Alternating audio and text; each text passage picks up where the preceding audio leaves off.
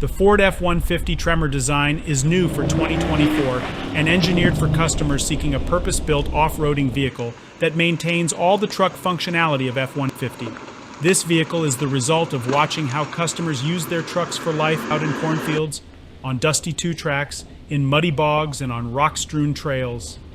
New for 2024, only available on F-150 Tremor and F-150 Raptor models, is an optional modular front bumper finished in a combination of tarnished dark, anodized, and carbon black colors for aggressive front-end styling.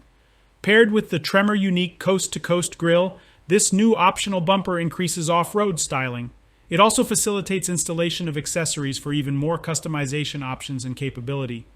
A light bar designed for increased visibility area is available to order, and a dealer-installed Ford Performance winch kit with a worn 12,000-pound winch, developed by Ford Engineering, along with a brush guard. The vehicle personalization team is working to offer more accessories in the near future. The front clip, which includes all body panels from the side mirrors forward, has been given a unique Tremor treatment, specifically designed for the vehicle to add distinctive style.